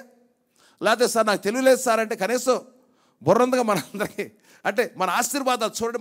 మన జీవితం ఒక ఆశీర్వాదం, మన ఆరోగ్యం, మన కుటుంబం, మన భార్య, మన పిల్లలు, మన ఇల్లు, మన వస్త్రాలు, మనకి దేవుడు చూసే భౌతికమైన ప్రతి దీవెనని ఇచ్చాడు. కాబట్టి ఆ భౌతికమైన దీవెనలు కనుక దేవుడు ఈరోజు నాకు ఇమ్మంటే కనుక ఆయనకి ఇవ్వడానికి మనం సిద్ధంగా ఉన్నామా? సిద్ధంగా ఉన్నామా? చాలామంది అంటారు, సార్ నాకు టైం లేదు సార్ మందిరానికి రావడానికి, ప్రార్థన చేయడానికి టైం లేదు, లేదా వాక్య పట్టడానికి టైం లేదు, లేదా దశంభాగం దేవునికి ఇవ్వం, అందుకనే పేదాళం అయిపోతున్నాం. ఈ మధ్య చెప్పాను, నా దగ్గరకు ఒక ఆయన వచ్చాడు, మంచి తెలుగు సామర్థ్యం గల ఆయన, సుమారుగా 2 లక్షలు సంపాదిస్తాడు నెలకి. ఆయన పాస్టర్ గారు 100 రూపాయల్లో 10 రూపాయలు ఎలాంటి ఈగలను కానీ 2 లక్షలు సంపాదించేటప్పుడు 20,000 ఎట్లా ఈగలను పాస్టర్ గారు అనిపించింది ఎప్పుడు మనందరికీ అనిపిస్తుంది, ఎక్కువ సంపాదించిన కొలది మనకు దురాశ పెరుగుద్ది, తక్కువ సంపాదించబడితే కృతజ్ఞత పెరుగుతుంది. తక్కువ సంపాదించి దేవునికి ఎక్కువ ఇస్తాం కానీ ఎక్కువ దీవిస్తాడు. ఇప్పుడు ఎక్కువ సంపాదించిన కొలది మనం దేవునికి ఇవ్వడానికి సందేహిస్తూ ఉంటాం, అతికి తెలివితేటలు వస్తూ ఉంటాయి. దేవుడు ప్రథమ స్థానాన్ని, ప్రథమ ఫలాన్ని కోరుకుంటున్నాడు. దేవుడు ఎవరితో ఈరోజు సూటిగా మాట్లాడుతున్నాడు. నన్ను విస్మరించావు, నా ఆజ్ఞలను విస్మరించావు. విస్మయం ఉందే అసాధారణమైన పరీక్షను నీ జీవితంలోనికి పంపిస్తున్నానని చెప్పమంటున్నాడు. మొట్టమొదట దేవుని మనం మన ఆస్తితో నమ్మగలమా? రెండోదిగా can I trust God with the purpose he has given for me, అంటే దేవుడు నా పట్ల కలిగిన ఉద్దేశం గురించి నేను నమ్మగలనా? అంటే ఇప్పటివరకు మనం కుమారుడు గురించి మాట్లాడుకున్నాగా. ఇప్పుడు రెండోది చూస్తే కనుక దేవుడు ఏమన్నాడు? హెబ్రీ పత్రిక 11వ అధ్యాయము 17-18 వచనాలు చూడండి ఒకసారి. అబ్రహాము శోధించబడి విశ్వాసం బట్టి ఇస్సాకును బలిగా అర్పించెను. అంటే ఇస్సాకు అంటే అబ్రహాము యొక్క ఆస్తి. ఇస్సాకు అంటే he was the most prized possession. తర్వాత చూడండి, ఎవడు ఆ వాగ్దానములు సంతోషముతో అంగీకరించెను ఇస్సాకు వలనైనది నీ సంతానం అనబడు కనుక అని ఎవనితో చెప్పబడినో తన ఏక కుమారుని అర్పించి, అంటే చూసి ఏం చేశాడు ఇక్కడ? తన ఏకైక కుమారుని కూడా అర్పించడానికి తెగించాడు, సాహసం చేశాడు. అంటే దేవుడు అబ్రహాంకు ఒక ప్రణాళిక ఇచ్చాడు. అబ్రహాం పట్ల దేవునికి ఒక ఉద్దేశం ఉంది. అంటే ఇప్పుడు ఆ ఉద్దేశం అనుకోండి, ఒకవేళ నా కుమారుని గనక బలిపేట మీద చంపివేస్తే గనక వాగ్దానం నెరవేర్పెట్లా జరుగుద్ది, ఎట్లా నా సంతానము ఆకాశ నక్షత్రాలాగా. కానీ అబ్రహాము మరి తరువాత చూసినట్లే కనుక మరి మనం ఒక సత్యం జ్ఞాపకం చేసి, విశ్వాసం అనేది ఏంటంటే వ్యక్తి విశ్వాసం అనేది సాక్ష్యాలు ఉన్నప్పుడు కూడా దేవుని నమ్మటం కాదు, కానీ విశ్వాసం అంటే గుడ్డిగా దేవుని నమ్మటమే. ఇక్కడ కుమారుడు ఎమ్మంటే ఏం చేశాడు అబ్రహాము? ఎంత దూరం వెళ్ళాడు చూసి, ఎంత దూరం వెళ్ళాడు? కట్టెలు సిద్ధపడి వెళ్ళాడు. మొట్టమొదటి చూసి సిద్ధపడి వెళ్ళాడు. ఉదయకాలంలో లేచాడు. ఆ లేచి ఏం చేశాడు? తన కుమారుడు తీసుకున్నాడు, గాడిదలు తీసుకున్నాడు. దానికి ముందు రోజు ఏం చేశాడు? కట్టెలు చీల్చాడు. ఆ కట్టెలు చీల్చి ఏం చేశాడు? నుప్పు తీసుకున్నాడు. చివరికి మోరియా పర్వతం మీదకి వెళ్ళాడుగా. ఆ వెళ్ళే ముందు ఏం చేశాడు చెప్పండి? తన సేవకులతో ఏమన్నాడు? ఇక్కడే ఉండండి చెప్పాడు. ఇక్కడే ఉండమని చెప్పాడు. కానీ మన దేవుని దగ్గరికి వెళ్ళేటప్పుడు కొందరిని అక్కడే ఉంచాలి. అందరినీ దేవుని దగ్గర తీసుకువెళ్ళలేము. అన్ని సంబంధ బాంధవ్యాలు మనకు అనుకూలం కాదు. కొంతమందిని దేవుని దగ్గరికి వెళ్ళేటప్పుడు కొన్ని బంధాలు తెంచుకోవాలి, కొన్ని యొక్క ఆచారాలు విడిచిపెట్టాలి. అబ్రహాం ఏం చేస్తాడు? అందరిని అక్కడ ఉండమని చెప్పాడు. తన కుమారుడు ఏం చేశాడు? ఆ మోరియా పర్వతం మీదకి తీసుకువెళ్ళాడుగా. అట్లాంటి విశ్వాసపు విధేయత మనకు ఉండాలి. God is looking for obedience. Obedience will always bring blessing. అంటే విధేయత ద్వారా ఎప్పుడు మన ఆశీర్వాదాన్ని మనం తప్పకుండా మనం పొందుకుంటాం. కాబట్టి అబ్రహాము దేవుణ్ణి ప్రశ్నించినట్లు కానీ, దేవుణ్ణి వాదించినట్టు కానీ, మరి ఎక్కడ దేవునికి సందేహించినట్టు కానీ కనపడలేదు. కానీ అబ్రహాము ఏం చేశాడంటే దేవునికి లోబడ్డాడు. మనము కూడా ఎటువంటి విధేయత కనపరచాలంటే కనుక or obedience must be informed obedience. అంటే మనం వివేకముతో కూడా విధేయత మనం కనపరచాలి. అంటే కొంతమంది భావోద్రేకాలతో, సార్ నేను కూడా వెళ్ళి ఇప్పుడు ఈరోజు వెళ్ళి మా అమ్మాయిని మా అబ్బాయిని బలి అర్పణ, అది అవివేకం, అట్లాంటి చేయమని అట్లా దేవుడు మన విశ్వాసం వివేకముతో కూడా విశ్వాసం ఉండాలి. వివేచించాలి. అంటే దేవుడు ఎన్ని మేలు చేశాడు, ఎన్ని కార్యాలు నా పట్ల చేశాడు. దేవుడు మన యొక్క ప్రస్తుతం కనుక సమస్య ఎదుర్కొంటుంటే కనుక గతాన్ని ఆలోచించండి. గతంలో ఎర్ర సముద్రాన్ని రహదారిగా మార్చలేదా? గతంలో దేవుడు ఫరో సైన్యాన్ని ముంచివేయలేదా? గతంలో శత్రువుని దేవుడు హతం చేయలేదా? గతంలో దేవుడు మన్నాను ఇవ్వలేదా? గతంలో దేవుడు త్రాగడానికి నీరు ఇవ్వలేదా? గతంలో దేవుడు మరి ఆ పగలు మేఘస్తంభంగాను రాత్రి అగ్నిస్తంభంగా ఉండి దేవుడు కాపాడలేదా? ఇప్పుడు చిన్న సమస్య రాగానే ఏం చేస్తా చెప్పండి? మన బలహీనలు అవుతాం. కాబట్టి మన విశ్వాసం అనేది it has to be informed obedience. వివేకముతో కూడా విశ్వాసం మనం కలిగి ఉండాలి. బలి అర్పణ దేవుడు కోరట్లేదు. వాస్తవం చెప్పాలంటే కనుక దేవుడు మన అంతరంగాన్ని కోరుతున్నాడు. మన హృదయమైన సింహాసనం మీద దేవుడు ఎక్కి దాన్ని పరిపాలించాలని కోరుకుంటున్నాడు. He doesn't want to have competition for him. ఎటువంటి పోటీ ఆయన ఇష్టపడ్డు. కాబట్టి మొట్టమొదటి చూస్తే కనుక it has to be informed obedience. రెండోది చూస్తే కనుక it has to B intentional obedience. అంటే బుద్ధిపూర్వకమైన విధేయత మనం కనపరచాలంటే, ప్రభువా నువ్వు మాట్లాడావు కాబట్టి ఆ ఉద్యోగం విడిచిపెట్టమన్నావు ప్రభువా, అది నాకు విడిచిపెడతావు కష్టమే. కానీ అయినప్పుడు నువ్వు మాట్లాడావు కాబట్టి, నువ్వు మంచి దేవుడు కాబట్టి, గొప్ప దేవుడు కాబట్టి, నా శ్వాస నీ చేతిలో ఉంది, నా భవిష్యత్ జీవితం నీ చేతిలో ఉంది. ఉద్యోగం విడిచిపెట్టమని దేవుడు నాతో ఎప్పుడు అంటే నేను అక్కడ కూడా అమెరికా దేశంలో పరిచయం చేశాను. ఇద్దరం పరిచయం చేస్తున్నాం. చక్కగా జీవితం అంతా చక్కగా కొనసాగిపోతాయి. అనేక దేశాలు అప్పటికే వెళ్ళారు. సుమారుగా మరి 100 కోట్ల పైన బడ్జెట్. అటువంటి సమయంలో దేవుడు ఏమంటున్నాడంటే నీ గూడు రేపుతున్నాను. దేవుడు నాతో మాట్లాడాడు.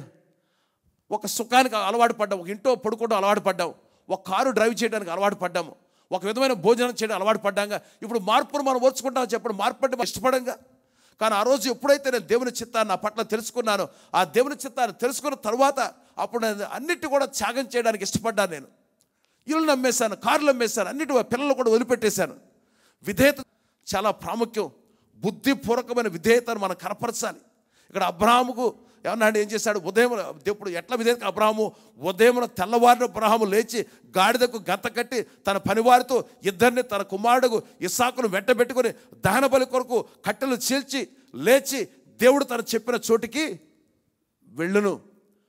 ఈ వాక్య 22 అధ్యాయంలో చోటికి అనే దేవుడు చెప్పిన చోటికి వెళ్ళాడంట. దేవుడు చెప్పిన చోటికి వెళ్ళాడు. అబ్రాహాం ఎక్కడ ఆలస్యంగా వెళ్ళలేదు. వెంటనే his obedience was an immediate obedience. వెంటనే తర్కించలేదు, వాదించలేదు. ఎంత త్వరగా అయితే అంత త్వరగా దేవుడు చెప్పింది దాన్ని చేశాడు. దేవుడు మాట్లాడినప్పుడు వెంటనే మనం స్పందించాలి. ఆలస్యం అనేది procrastination is a form of disobedience. ఆలస్యం అనేది ఒక రకమైనటువంటి అవిధేయత. దేవుడు ఏమైనా మీతో మాట్లాడుతున్నాడా? దేవుడు ఏమైనా మాట్లాడుతున్నాడా? దేవుడు ఏమైనా చెప్పమని మీతో చెప్పాడా? లేక దేవుడు ఏమైనా పని చేయమంటున్నాడా? దేవుడు ఒకవేళ నిన్ను త్యాగం చేయమని దేవుడు నీతో మాట్లాడుతున్నాడా? ఆలస్యం చేయవద్దు, వేచి ఉండవద్దు. నిజమైనటువంటి విధేయత అనేది తక్షణమైన విధేయత. The real obedience is immediate obedience. కొన్నిసార్లు అందరం మనం దేవుని ప్రశ్నించాము.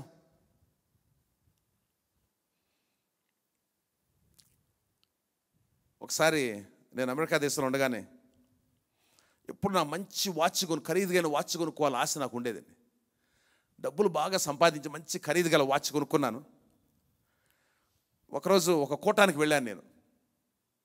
ఆ కోటానికి వెళ్ళినప్పుడు మన జాన్ బిల్మోరియా గారు తెలుసుగా మీకు? బిల్మోరియా గారని అప్పుడు చాలా పాడినప్పుడు, ఇప్పుడు పెద్దగా ఫేమస్ కాదు. ఒకప్పుడు చూస్తే బిల్మోరియా గారు అంటే జనాలు పరిగెత్తుకొచ్చేవాళ్ళు. ఆ బిల్మోరియా గారి మీటింగ్కి నేను వెళ్ళాను. ఆ వెళ్ళినప్పుడు ఆయన చిన్న మెసేజ్ ఇచ్చాడు. తర్వాత పాటలు పాడారు. ఆ పాటలు పాడేటప్పుడు దేవుడు నాతో మాట్లాడుతున్నాడు. నువ్వు వెల చెల్లించి కొన్న వాచ్ని నా సేవకుడికి ఇవ్వా అని దేవుడు మాట్లాడుతున్నాడు. ప్రభువా, సంవత్సర కాలం కష్టపడ్డానే, నా జీవిత ఆశ అంతా ఈ మంచి వాచ్ కొనుక్కోవాలని ఎంతో ఆశపడ్డానే, అడగకూడదు అడుగుతున్నావు ప్రభువా, నేను అట్టా ఇయ్యగలను? దానివైపు చూసుకుంటున్నా. ప్రభువా, మరేదన్నా ఇమ్మంటే ఇస్తాను ప్రభువా, ప్లీజ్ ఇయ్యలేను ప్రభువా అని ఆయనతో నేను మనసులో వాదిస్తున్నా. అప్పుడు దేవుడు ఏమన్నాడంటే, నీ చెయ్యి బాగా ఉండాలన్నాడు. ఆ మాట రాగానే వెంటనే తీసుకెళ్ళి దాన్ని, ఆ ఖరీదు గల వాచ్ని ఆయనకి ఇచ్చేసా. ఇప్పుడు చెయ్యి బాగానే ఉంది. వాచ్ లేకుండా చెయ్యి ఉంటే చాలు. అవునా కదా? చెప్పండి. అవును కదా? వాచ్ లేకుండా చెయ్యి ఉంటే చాలు. అట్లాంటి త్యాగం చేస్తే దేవుని యొక్క అభిషేకం మన మీద ఉంటుంది. దేవుని ఆశీర్వాదం మన జీవితాల్లో ఉంటుందిగా. దేన్నైతే గట్టిగా పట్టుకుంటామో ఆ గుప్పుడు ఎరగొట్టేస్తాడు, పోగొట్టుకుంటాం. నా నిమిత్తము దేన్నైతే మనం అంటాడు, మీరు పోగొట్టుకుంటారు, దాన్ని మీరు సంపాదించుకుంటారని దేవుడు చెప్పాడుగా. దేవుడు మాట్లాడినప్పుడు తక్షణమే మనం విధేయత చూపించాలి. దేవుని మనం వాదించకూడదు, తర్కించకూడదు. పరీక్షలు కొన్నిసార్లు మన జీవితానికి వస్తాయి. ఆ పరీక్షలు వచ్చినప్పుడు మన విధేయత, it must be informed obedience, అంటే వివేకముతో కూడిన విధేయత కనపరచాలి. రెండు చూస్తే ఇంటెన్షనల్ ఒబీడియన్స్, బుద్ధిపూర్వకంగా ప్రభువా నీవే నాకు చాలు, నేను ఏది ఈ లోకంలో తీసుకురాలేదు, ఏది నేను పట్టుకెళ్ళను, నువ్వేది ఇమ్మంటావో దాన్ని ఇస్తాను. ఇంకో మాట చెబుతాను, మీకు జరిగిన సంగతి చెబుతాను. ఒక వ్యక్తి ఒక రోజు నా దగ్గరికి వచ్చారు. చెబుతున్నా నేను. చాలా దంపతులు ఇద్దరు వచ్చారు. వాళ్ళిద్దరిని తలుచుకొని ఈరోజు కూడా నా కన్నీళ్ళు కారుతూ ఉంటాయి.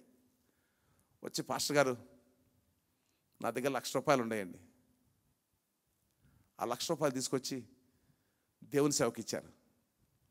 ఎంత త్యాగం అంటే, వాళ్ళు ఇద్దరు దంపతులు, నా భార్య నేను ఆ డబ్బులు తీసుకుని అప్పుడు ఎంతో బాధేసింది.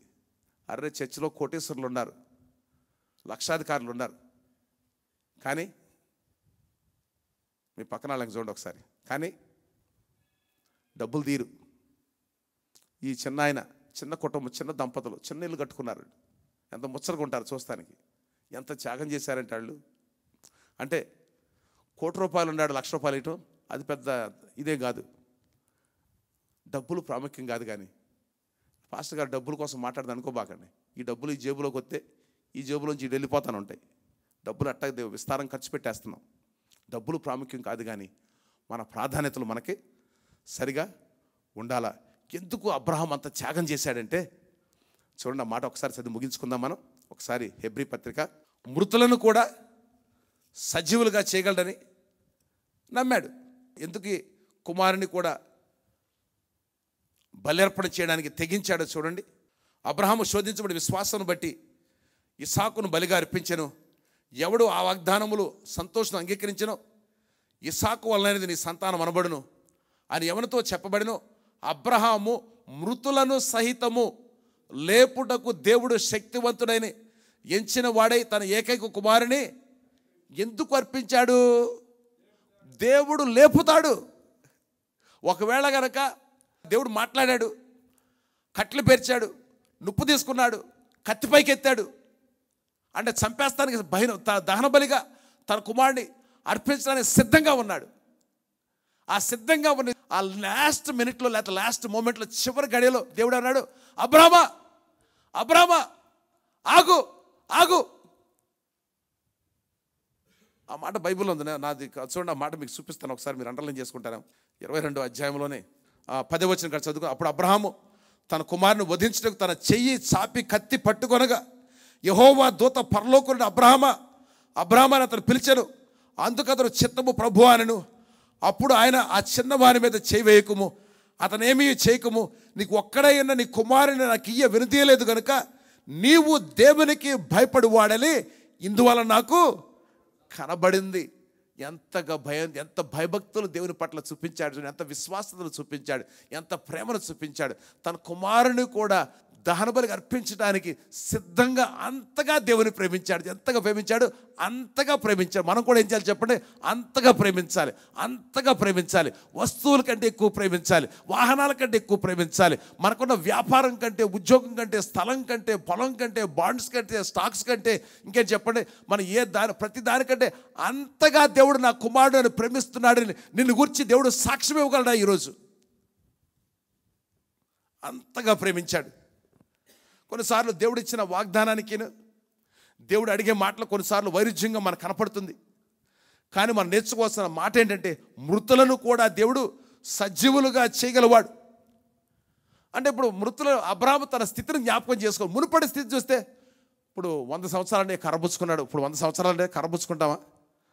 ఏదో మరి అట్లా నడవాలంటే. ఆమెకేమో గర్భం ఎండిపోయింది, ఈయనకేమో పురుష ధర్మం దాటిపోయింది, స్త్రీ ధర్మం దాటిపోయింది, అన్నీ ఎండిపోయింది. దేవుడు అద్భుతం చేయగల నమ్మాడుగా. అద్భుతాన్ని దేవుడు అబ్రహాము చూశాడు కాబట్టి, కళ్ళారా అద్భుతాన్ని చూశాడు. దేవుడు ఆ కార్యాన్ని చేశాడు, అబ్రహాముకు చూశాడు. ఆ చూసి ఏం చేశాడు? తన ఒక్కడైన కుమారుని, దేవునికి వెనుదిరి లేదు కాబట్టి దేవుని ఎక్కువగా ప్రేమిస్తున్నానని చెప్పాడు. కాబట్టి ఒకవేళ నువ్వు దేవుని ఎక్కువగా ప్రేమిస్తూ ఉంటే కనుక అన్నిటిని పోగొట్టుకో, అన్నిటిని నష్టపో. దేవుని ప్రేమించాలంటే కొన్నిసార్లు కొన్ని వ్యాపారాలు విడిచిపెట్టాలి. దేవుని ప్రేమించాలంటే కొన్నిసార్లు కొన్ని బంధాలు తెంచుకోవాలి. దేవుని ప్రేమిస్తున్నామంటే కొన్ని వ్యసనాలు విడిచిపెట్టాలి. దేవుని ప్రేమిస్తున్నామంటే కొంత నష్టాన్ని మన జీవితాల్లో అనుభవిస్తుండగా, కానీ మనం నేర్చుకోవాల్సిన ఒక పాఠం ఏంటంటే, మనకి దేవుడు అంటాడు, మన ప్రాణమును దక్కించుకోవాడు దాన్ని పోగొట్టుకొను, నా నిమిత్తము తన ప్రాణమును పోగొట్టుకుని వాడు దాన్ని దక్కించుకుంటాడు. దేవుడు అన్యాయస్తుడు కాదు, రుణస్తుడు కాదు. అబ్రహాము నమ్మింది ఏంటంటే, దేవుడు ఒకవేళ నా కుమారుని నేను చంపేసినప్పుడు కూడా తిరిగి నా కుమారుని లేపుతాను. తర్వాత చూడండి, ఆ పరీక్ష తర్వాత ఎంత ప్రమోషన్ వచ్చిందో చూడండి. ప్రమోషన్ వచ్చింది చూడండి. 15 వచ్చింది చూడండి. పరీక్ష తర్వాత ప్రమోషను. పరీక్ష లేకుండా ప్రమోషన్ లేదు. చాలామంది ప్రమోషన్ కోసం ఆశిస్తారు కానీ అంత దే ఆర్ చీటింగ్. కొంతమంది మోసం చేస్తూ ఉంటారు దేవుని మోసం చేసేవాళ్ళని ప్రమోషన్ చేయడు. దేవుడికి ద్రోహం చేసేవాళ్ళని దేవుడు ప్రమోట్ చేయడు. ఎవరైతే విశ్వాస పరీక్షలు నెగ్గుతారో God will promote those that pass the test. 16 వచ్చిన కాడ చూడండి. నీ ఒక్కడై ఉన్న కుమారుని వెనుదీయక ఈ కార్యము చేసినందున నేను నిన్ను ఆశీర్వదించి ఆకాశ నక్షత్రము వలెను సముద్ర తీరమందు ఇసుక వలెను నీ సంతానము నిశ్చయముగా విస్తరింపచేసేదను. నీ సంతతి వారు తమ శత్రువుల గవిని స్వాధీనపరచుకొందురు. మరియు నీవు నా మాట వినినందున భూలోకములో జనములనియు నీ సంతానం వల్ల ఆశీర్వదించబడను. ఏం చేశాడు దేవుడు? గొప్ప ఆశీర్వాదం ఇచ్చి. ఎప్పుడు ఇచ్చాడు ఆశీర్వాదం? పరీక్ష తర్వాత ప్రమోషను, ఎగ్జామినేషన్ తర్వాత ప్రమోషను. ప్రతిరోజు కూడా లైఫ్ అనేది ఒక test. Your life is a test. మన జీవితం అనేది టెస్ట్. ప్రతిరోజు పరీక్షకుండా వెళ్తాంగా. మనం దేవుని నమ్మండి, విశ్వసించండి. ఒకవేళ దేవుని కంటే దేనినైనా ఎవరినైనా ఎక్కువగా ప్రేమిస్తే ఈరోజు దాన్ని తీసుకొచ్చి ఆ బలిపీఠం మీద పెట్టండి. అప్పుడు దేవుడు ఏం చేస్తాడు? మనని దేవుడు ఆశీర్వదిస్తాడు, దీవిస్తాడు. దేనిని ఎక్కువగా ప్రేమించకూడదు. God loves to have preeminence in your life. మన జీవితాల్లో దేవుడు శ్రేష్టతను కోరుకుంటున్నాడు. మన ప్రాధాన్యతలు సరిగా ఉన్నాయా? దేవుణ్ణి ప్రేమిస్తున్నామా? ఈరోజు కాకపోతే మరొకరు తప్పకుండా ఓ టెస్ట్ కూడా తీసుకువెళ్తాడుగా. ఆ టెస్ట్లో మనం పాస్ అయితే కనుక ఆ టెస్ట్ తర్వాత అందరిని దేవుడు టెస్ట్ చేయడు. He knows some people who can be trusted. నమ్మదగిన వారిని దేవుడు పరీక్షిస్తూ ఉంటాడు. మన నమ్మకత్వాన్ని దేవుడు పరీక్షిస్తాడు. మన యథార్థతను పరీక్షిస్తూ ఉంటాడు. మన జీవితం అంతా ఒక పరీక్షే. పరీక్షా సమయంలో టీచర్ గారు మౌనంగా ఉంటారు. పరీక్షకు ముందు పాఠాలు నేర్చుకుంటాం కానీ పరీక్షా సమయంలో టీచర్ గారు మౌనంగా ఉంటారుగా. మరి ప్రార్థన చేసుకుందామా? ప్రభువా, నీ వాక్యము 2 అంచులు గల ఖడ్గం. నీ వాక్యం ప్రభువా పాల వంటిది, తేనె వంటిది. నీ వాక్యం ప్రభువా అయ్యా మా జీవితాన్ని కట్టే వాక్యం. నీ వాక్కు ద్వారా మాతో మాట్లాడావు ప్రభువా. అబ్రహాము లాంటి విశ్వాసం మాకు దయచేయండి. అబ్రహాము లాంటి త్యాగపూరితమైన మనసు మాకు దయచేయండి. మమ్మల్ని అందరినీ ఎన్నో విధాలుగా దీవించావు ప్రభు. ఎన్నో ఆశీర్వాదాలు ఇచ్చావు, దీవెనలు ఇచ్చావు ప్రభువా. ఉండటానికి నివాస స్థలం, తినడానికి భోజనం, ధరించుకోవడానికి దుస్తులు, ఇంకా ప్రభువా కావలసిన దానికంటే ఎక్కువ ఇచ్చావు ప్రభువా.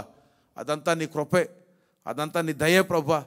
కానీ ఎప్పుడూ మా మనస్సును ప్రభువా అయ్యా నీ వైపు నుంచి మళ్ళించకుండా మా మనస్సును ప్రభువా నీ వైపు ఉంచడానికి సహాయం చేయండి ప్రభువా.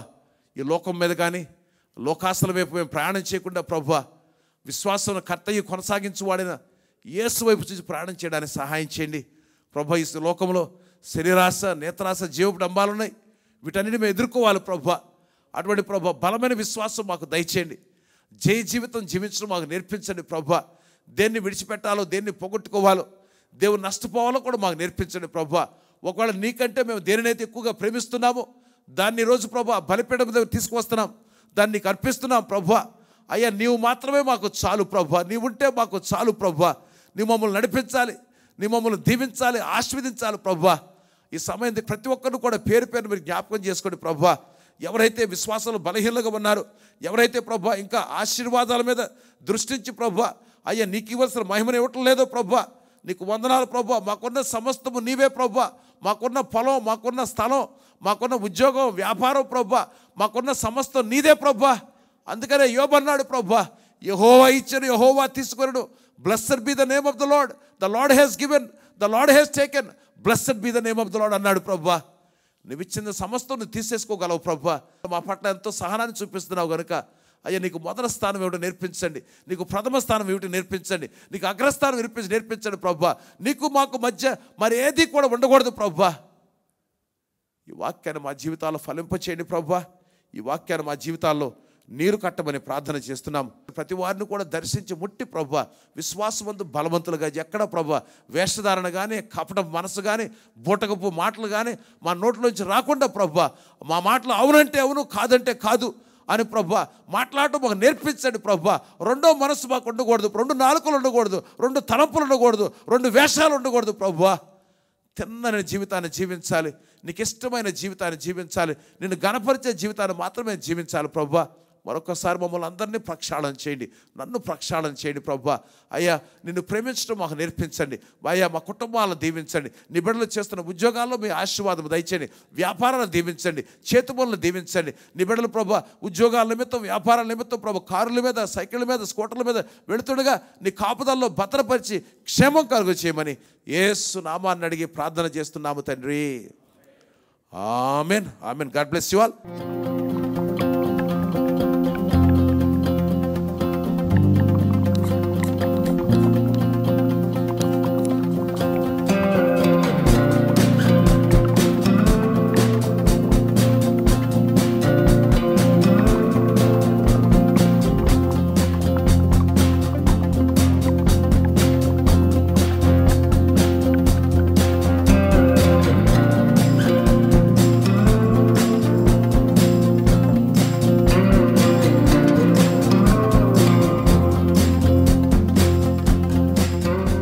Messiah fellowship church Vijayawada YouTube channel వీక్షిస్తున్న మీ అందరికీ ధన్యవాదాలండి.